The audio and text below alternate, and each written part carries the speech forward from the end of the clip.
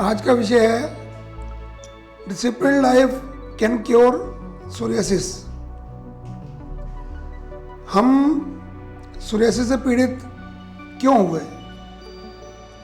जितने भी सोरियासिस के पेशेंट ये वीडियो देख रहे हैं, एक बार आप ध्यान कीजिएगा कि जीवन में कहीं ना कहीं लाइफ में डिसिप्लिन छूटा। डिसिप्लिन का मतलब ये नहीं है कि भाई हम एक ही लीग पे चल रहे हैं। डिसिप्लिन का मतलब ये है कि मुझे क्या सूट करता है, क्या सूट नहीं करता है, खाने में कौन सा लाइफस्टाइल मुझे इजी है, कौन सा अनइजी है। आप नोटिस करेंगे मैक्सिमम पेशेंट को सोरियासिस, जो मेरी लाइफ का 25 साल का अनुभव है, उसमें मैंने देखा कि जो लोग nonveg, wine, eggs, junk food और आलस्यपूर्ण जीवन के साथ साथ ये सब खा रहे हैं, उनको सोरियासिस बहुत जल्दी होती है और बहुत लंबे समय तक तंग करती है। तो हमने क्या करना है कि अपने जीवन में जो गलती हमने की उसको ठीक करने का प्रण भी हमको ही लेना है। मैं आपको एक बात बताऊंगा कि जब पेशेंट मेरे पास आता है, हम उसको फर्स्ट डे, फर्स्ट कंसल्टेशन में डिटेल्ड हिस्ट्री लेते हैं। वहाँ से ध्यान में आता है कि सुबह उठने का समय ही गलत है। बोले जब ऑफिस जाना होता है तो जल्दी उठते हैं, स्कूल वाले बच्चे हैं, कॉलेज वाले बच्चे हैं, तो जिस दिन कॉलेज जाना है उस दिन जल्दी उठते हैं। अदरवाइज क्या है, कोई 9 बजे उठ रहा है, कोई 11 बजे उठ रहा है। फिर खाने का कोई समय नहीं। फिर खाते समय ये ध्यान देना नहीं कि मुझे क्या सूट करता है, क्या सूट नहीं करता। भाई छोटा बच्चा है तो समझ में आ सकता है कि वो कुछ भी खा रहा है, उसको नहीं मालूम मुझे क्या सूट कर रहा है, क्या सूट नहीं कर रहा। पर जो जिनकी एज 40 साल है या उससे ज़्यादा है, तो क्या 40 साल में हम ये डिसाइड नहीं कर पाए कि मेरे लिए कौन सा भोजन बना और कौन सा भोजन नहीं बना है? आयुर्वेद में जो आहार का जो चैप्टर है, वहाँ एक बात कही है और जो बहुत इम्पोर्टेंट है हम सबके लिए, वो है कि आहार का मतलब क्या, यानी भोजन क्या होता है।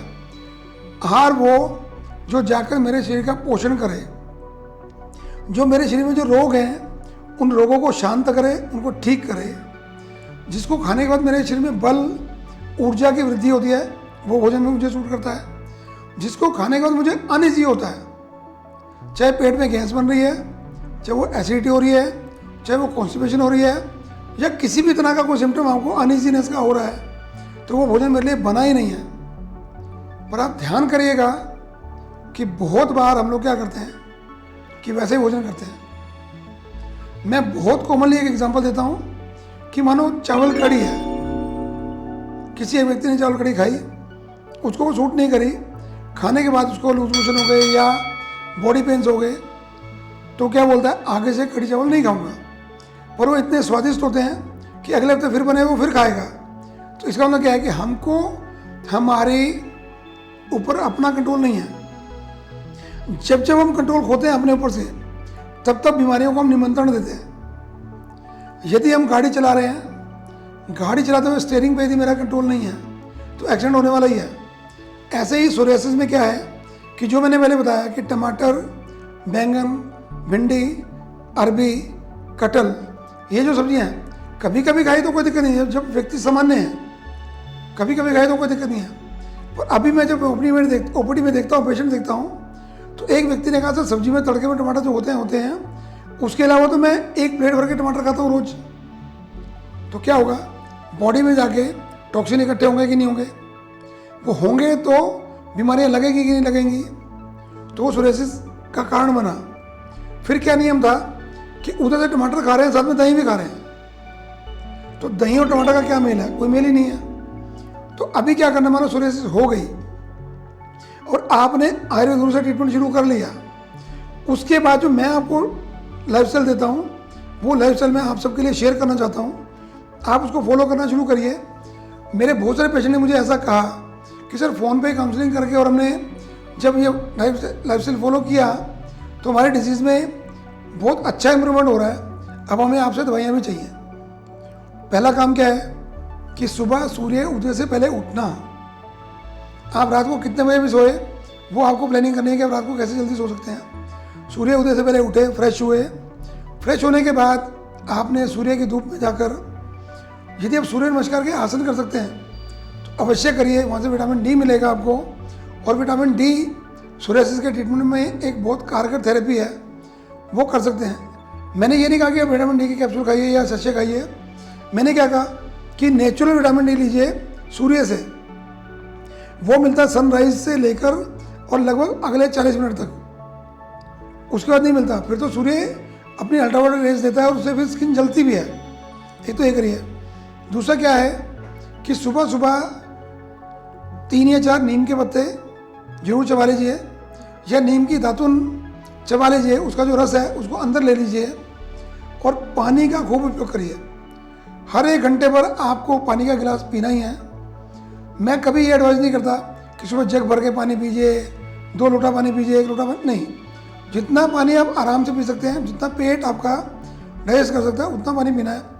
और पूरे दिन में हर घंटे में 1 गिलास पानी पीना है। जैसे आजकल गर्मी का मौसम है तो दिन लंबे होते हैं, तो लगभग 16 से 18 गिलास पानी पिया जा सकता है। जब सर्दियाँ होंगी तो 10 से 12 गिलास पानी पीना जरूरी है, क्योंकि जब स्किन हाइड्रेटेड रहेगी तो सोरियासिस की जो इचिंग है वो कम होगी, उससे पसीना आएगा तो इचिंग कम होगी। जब स्किन अंदर से ड्राई होगी तो वो बीमारी को बढ़ाएगी और इचिंग को बढ़ाएगी। और अपनी डाइट में क्या करना है कि मान लो आप नमक वाली कोई चीज़ खा रहे हैं, माने सब्जी खा रहे हैं या परोठा खा रहे हैं या कुछ भी चीज़ खा रहे हैं जिसमें नमक है, उसके साथ आपको दूध या दूध से बनी चीज़ नहीं लेनी है। एग्जाम्पल क्या है कि सुबह परोठा खा रहे हैं दही के साथ, गलत। आपने रोटी सब्जी खाई, बाद में दूध पी लिया। बहुत कॉमन लोग बोलते हैं कि हम सुबह दूध पीते हैं, शाम को दूध पीते हैं। दूध में गैप कितना आ रहा है, बोले 15 मिनट का। तो 15 मिनट का दूध तो नहीं, हमने इकट्ठा ही लिया ना उसको एक किस्म से, तो वो नहीं लेना है, उसको छोड़ना है। तो ऐसे पूरे प्रिकॉशंस, हमारे जो डाइट वाला एक वीडियो है इसी चैनल पर, आप उसको जरूर देखेंगे तो आपको ध्यान में आएगा। आज हम बात करें डिसिप्लिन की। आपको जॉब पे जाने का एक समय है, आप पहुँचे ना उस समय पे। ऐसे ही मेरा खाना खाने का भी एक समय है, तो मुझे वो खाना भी समय पर खाना है। और कितना खाना है, ये उससे बड़ा इंपॉर्टेंट चैप्टर है कि मेरी डाइट, जितनी मेरी भूख है उसका 1/4 डाइट को कम रखना है ताकि बॉडी इजी रहे। और ऑफिस में जाके एक व्यक्ति ऐसे भी आए जिन्होंने कहा डॉक्टर दिन में 30 से 32 कप चाय हो जाती है मेरी। तो आप इमेजिन करिए कि जो बंदा 30-32 कप चाय पी रहा है वो कितने टॉक्सिन बॉडी में इकट्ठे कर रहा होगा। और आदमी पानी नहीं पीता था, सुसु कम आता था उसको, कॉन्स्टिपेशन हो गई, तो क्या हुआ, सोरियासिस हो गई। तो उनको हमने एक टेक्निक बताई कि चाय बंद करनी है। चाय का भरा हुआ कप उनको रखवा दिया साथ में, ताकि जो भी बोले मैं चाय पी रहा हूँ जी, चाय पीनी नहीं है, पानी पीना है उसकी जगह पे। उसका जो आपका लंच का समय है उसको फिक्स रखिए। बाहर का जंक फूड बिल्कुल बंद करिए।